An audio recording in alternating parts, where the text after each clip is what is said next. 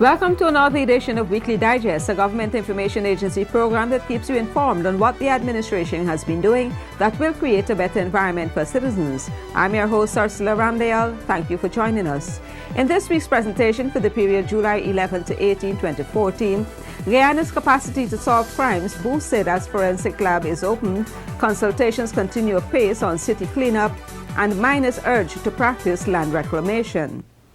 The Guyana Forensic Science Laboratory is the latest of a series of national developmental projects brought into fruition after significant investments and a strong political resolve by the administration to enhance the country's capacity to better address issues of crime fighting. The $1.049 billion edifice is fitted with state-of-the-art equipment and highly specialized evidence recording systems that will keep track of all evidence submitted for analysis. It will specialize in analysis of toxic substances, narcotic drugs, pharmaceutical drugs, alcohol, forged documents, and biological fluids. The introduction of this forensic science laboratory will see the utilization of scientific techniques to solve crimes that we've never seen in the history of crime solving in our country before. And these new techniques is all part of modernizing a system in keeping with international best practices, as well as an instrument to deterring would-be criminals and their activities in our country. The lab consists of a main building comprising 2 floors totaling 12,000 square feet.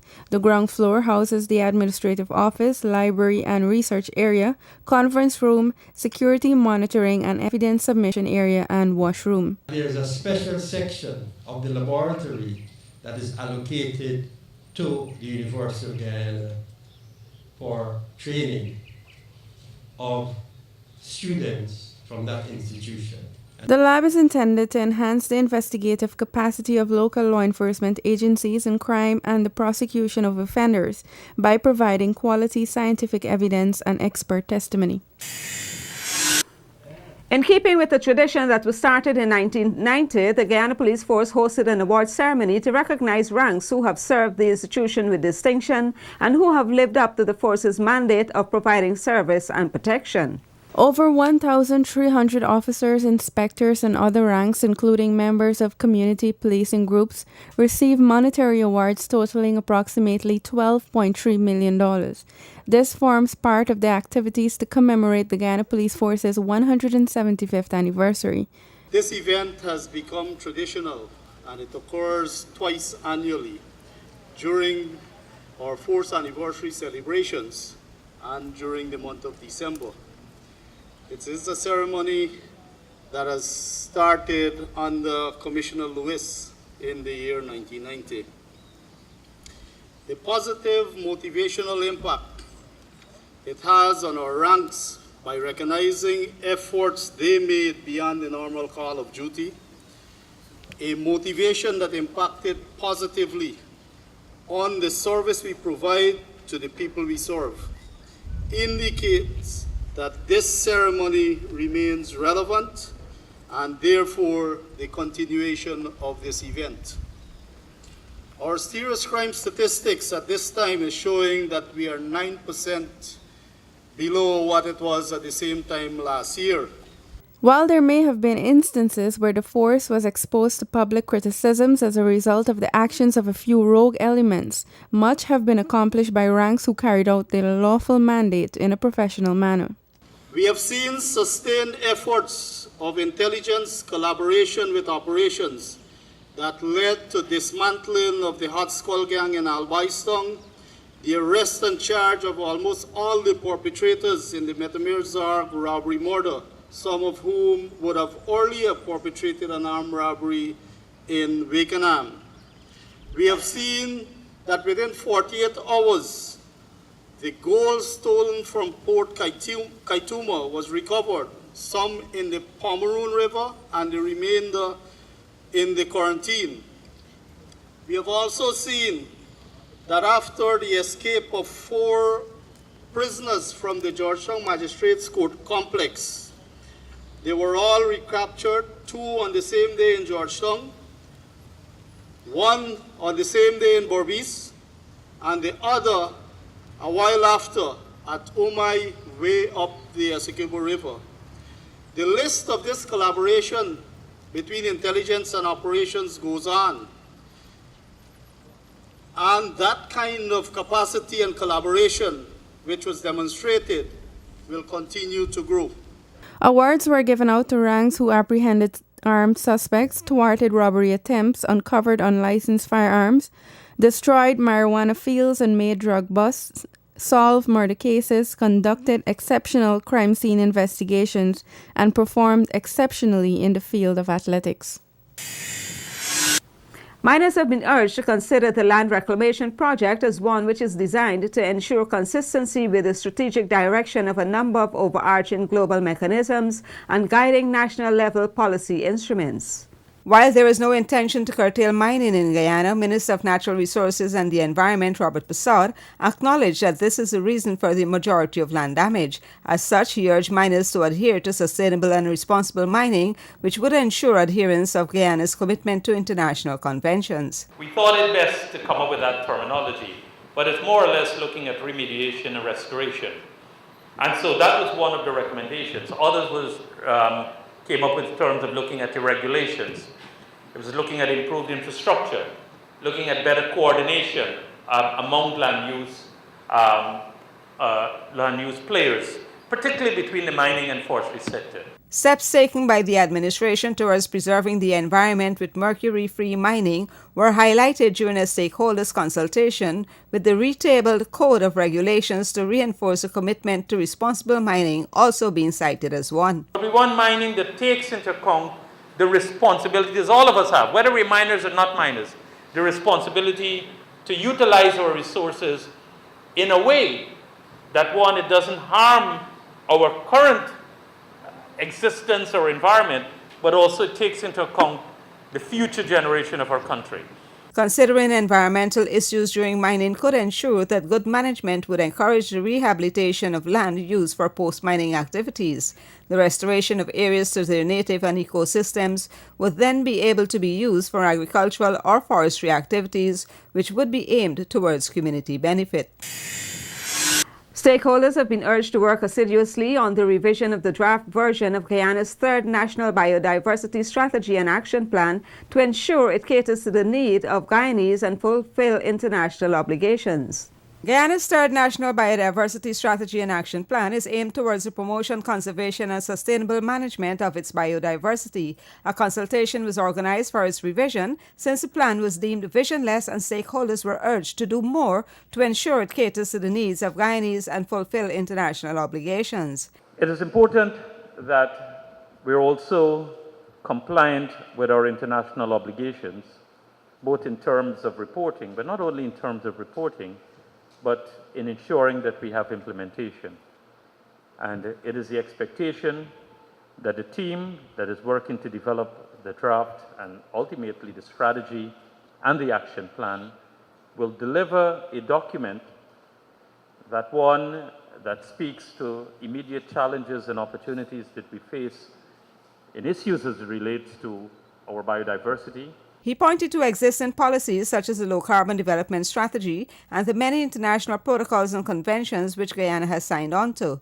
The minister observed, too, that the plan is needed in a form for the country to uphold those obligations. We have been very diligent in our work, both in the Cartagena as well as in the Nagoya protocols in this regard, and more recently the Nagoya protocols, and looking in terms of how do we fulfill the various targets and various commitments. And we will continue to work in that particular area. We also recognize, too, that we have issues and limitations in terms of implementation and institution, be it from the technical standpoint and also from the resource standpoint. The overall goal of the National Biodiversity Strategy and Action Plan is to promote and achieve the conservation of Guyana's biodiversity, to use its components in a sustainable way, and to encourage the fair and equitable sharing of benefits arising out of the use of Guyana's biodiversity. Stay tuned, more of the Weekly Digest after the break. In an effort to respond more promptly to citizens, the Home Affairs Ministry has launched an online crime reporting system which allows citizens who possess or have access to cell phones, computers, or other devices with internet connections to report criminal activities. Citizens can get instant access to security personnel on BlackBerry Messenger via 280-4E429. Reports of corruption can also be made on www.ipaidthebribe.com. These reports can be made anonymously. The Government Information Agency, GINA, evolved from the Government Information Service and was formally launched in 2002. GINA is executing its mandate of keeping Guyanese, both locally and in the diaspora, informed of government's programs and policies pertinent to development. Cognizant of the right of Guyanese to information, GINA, through its dedicated staff, has endeavored to deliver its mandate to the best of its ability. Guyanese have every right to be informed of policies, programs, and projects which impact on their lives. The Government Information Service was in operation long before the PPPC administration took office and discharged the same mandate. GINA is a unit of the Office of the President, and its mandate is similar to other organizations around the world where governments have a fixed body to disseminate their information. GINA will endeavor to remain steadfast to its mandate and takes pride in continuing to serve the people of Guyana. GINA, information for nation building. Guyana is set to achieve the goal set by the United Nations Children's Fund UNICEF of universal birth registration by 2050. The General Register Office has launched an intensive campaign. It has decentralized its services to specifically cater to the needs of residents living in the interior location. Bedside registration is also done in several public hospitals. There are now 200 registration centers operating in the 10 regions. Citizens are urged to ensure that all births are registered. As government gears for the nationwide cleanup campaign, consultations continue apace for the city's restoration. Residents are being afforded the opportunity to say how they can contribute and what they would like to see done in their communities. The government allocated $1 billion towards the national cleanup exercise, with $500 million going towards the city's restoration. Several consultations have already been held to allow residents to say what are the priority aspects of the cleanup exercise they would like to see done in their communities. At a meeting at East Rheinveld recently, local government minister Norman Whitaker and other officials were present, making note of residents' suggestions. We are all part of the problem that we face in here today. In other words, we are all contributors to the sanitation and environmental problems that beset us across this country. Either because there are things that we did that we ought not to have done, or there are things that we ought to have done and didn't do. So either way, we are all culpable. So if we understand, we agree, we accept this, then we will forget about the blame game, because we are all to blame, and get on with the business. A technical committee has been established to spearhead the city's cleanup exercise, which will entail desilting of main canals and drains, rehabilitation works at Le Repentir Cemetery, restoration of cokers and sluices, which are out of operation, and the general cleanup of Georgetown and its environs. What I would like for us, I'm from Self-Help Square, and behind us, where the elderly, I have a lot of elderly living in my street. And right now they need the drainage cleaning at the back drain. There's a lot. They are the voiceless. I have to speak for them, right? Because my mother also alive at the age of 99, and I have to stand for them, right? And this, what is going on in this community, I do not appreciate. This here, within Self-Help Square, things haven't been done. Behind Avocado and to front, from Lot 1 come down, things being done. But we in the middle over Trench Road, they're abundant to us. You know, me and another woman try within this community to come out and volunteer and help cleaning. Nobody never come and cooperate. Nobody never see with us as women. And I'm standing here for that. And I would like this community to be from day one how I know it as before I live here 56 years. This is how I need it to be. But it's the trenches that need dug in. The last time they come for dig the trench, they just take out the grass out of the trench and not taking out the stuffs. So that is help to build up back the water more when the rain fall. And it get back into the drainers and fill up your yard and all these things. So I think that it's supposed to be the trenches have to be dug. The massive cleanup exercise is expected to kickstart in August. It will have on board representatives from different ministries and agencies such as Natural Resources and Environment Ministry, Public Works and Tourism Ministries. As government continues to invest in the development of its people, the residents of Bell West Housing Scheme stand to benefit from the investment of $150 million in infrastructural work. The Region 3 community has been identified as one of the major areas for transformation. Various infrastructural development projects are to be implemented in the scheme, which would utilize the $150 million. Among these are the building of a new concrete access bridge and 4 roads to be upgraded to asphalt surface. When we build a road and we expand the water supply and we build a bridge, it is not for Yankana or Beepat or the chairman or any one of the comrades sitting here. It is for all of us. It is for the entire community to have better access, better infrastructure that would lead to improvement in your lives. The government stands committed in ensuring we make the necessary infrastructure that are vital in the sustenance of the communities and in the improvement of your livelihood. A total of $1.5 billion was spent on infrastructural development in phases 1 and 2 of this scheme. This is in addition to $120 million for the construction of 54 core homes in the area. The Ministry of Housing is hopeful that with the laying of the government's fiber optic cable, a call center would be set up to bring employment to hundreds of residents of the community. More than $25 billion was spent between 2000 and 2014 on housing schemes in Region 3. Government is also committed to completing a new access bridge and new access road for the Parfaith Harmony Housing Scheme.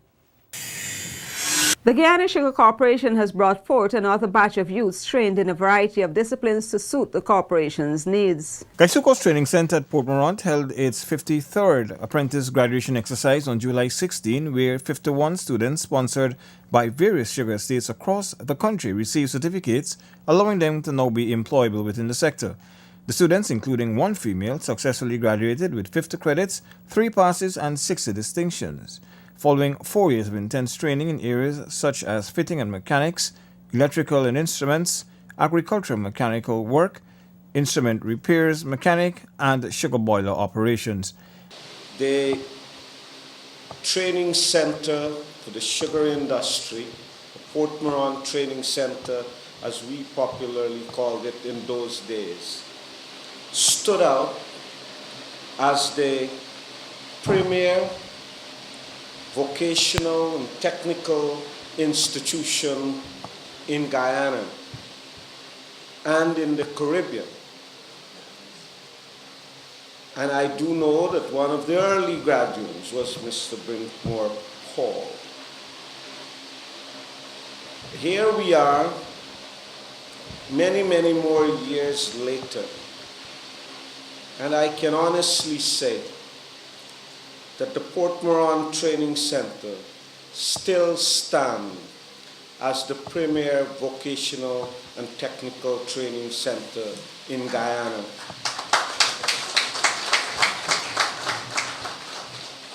I say that not in hyperbole.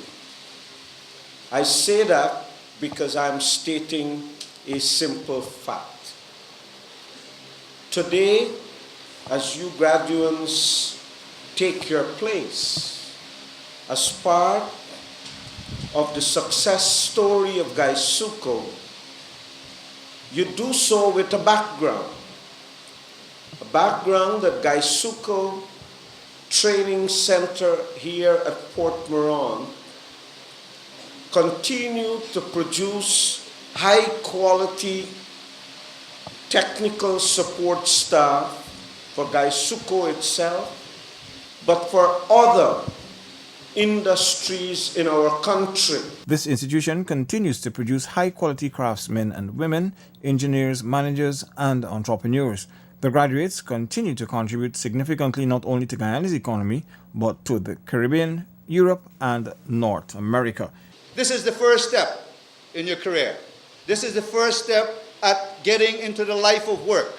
Take it seriously. I know I didn't, but I ask you to take it very seriously. And you will succeed. There are many, many apprentices. Some we have exported, some are still here, and they're truly successful, and you can follow those footsteps. So comrades, let me assure you that this industry is going to be here for you, and it's going to be here for a very long time. You might have heard some speculate that we should get ourselves out of sugar and grow tilapia. Well, I'm sure that's not going to happen, but I'm sure the skills you would have learned here might also help you if you want to start your own tilapia farm. But comrades, let me assure you that this is an organization that if you work hard, you can grow to the highest level in this industry. The Port Moran Training Center stands as one of the premier vocational training institutions in Guyana, producing high-quality employees not only for Gaisuco but other industries including mining. Despite the challenges, the sugar industry continues to be the backbone of Guyana, making significant contributions to the country's export earnings. With this new batch of trained graduates, the industry will see a significant amount of new skills being added to its employee base, hence contributing to its endeavors to revive the sugar industry. Stay tuned, more of the Weekly Digest after the break. Guyana is set to achieve the goal set by the United Nations Children's Fund UNICEF of universal birth registration by 2050. The General Register Office has launched an intensive campaign. It has decentralized its services to specifically cater to the needs of residents living in the interior location. Bedside registration is also done in several public hospitals. There are now 200 registration centers operating in the 10 regions. Citizens are urged to ensure that all births are registered. In an effort to better their lives, more than 42,000 pensioners are currently enjoying a 25% increase in their pension. This is in addition to the waiver of the Guyana Water Incorporated's bill. And in another attempt to enhance their lives, over 8,500 pensioners are benefiting from $20,000 subsidy yearly towards their electricity bills with the Guyana Power and Light Incorporated. In an effort to respond more promptly to citizens, the Home Affairs Ministry has launched an online crime reporting system which allows citizens who possess or have access to cell phones, computers, or other devices with internet connections to report criminal activities. Citizens can get instant access to security personnel on BlackBerry Messenger via 280-4E429. Reports of corruption can also be made on www.ipaidthebribe.com.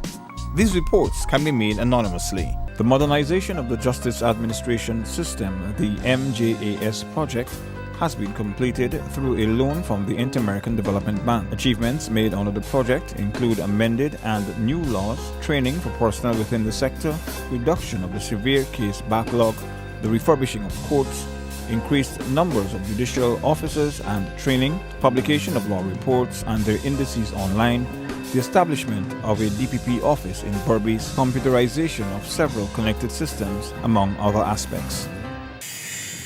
And now for perspectives with Dr. Prem Mizir. Every day, the Guyanese people face an overflow of unnecessary and outraged comments on the PPPC government and the presidency. And for some years now, it would appear as if there is some new opposition's conspiracy to destroy the integrity of the ruling PPPC.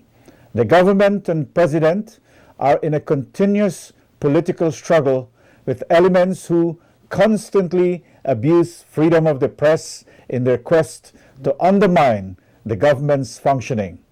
I say this not to advocate any prohibition of criticisms against the ruling PPPC and the presidency, as this is an essential ingredient for a democracy, but to draw attention to these criticisms concerning the continuous abuse of press freedom, where the opposition presents bizarre attacks and deception on the PPPC. Clearly, after many years of dry holes, the new opposition's force remains rhetorical without any bite, or to put it another way, its failure to draw even a little blood. It therefore is not surprising that the new opposition would now revert to bizarre behaviors, deception, and general abuses as abuse of press freedom. Desperation, too, is fast becoming the opposition's only trump card, as rumors of national elections have become the talk of the tongue. These are mere rumors. The opposition's focus is so much on winning political power, and so it should, but not at the total expense of blocking progress through blocking significant projects and at the same time disregarding the social and economic progress in Guyana. Indeed, the opposition does not see development in this country, and the opposition blocks out from its radar any concept of development through its counter with the usual mundane detractions, such as that there is corruption, that there is an informal or underground economy, that there is racial discrimination, etc. And the government takes a backseat on these matters.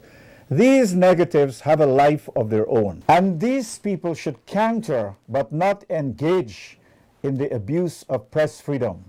Nonetheless, the new opposition's continuous deceptions, racial incitement, and abuse of press freedom attempt to undermine the PPPC government's functioning.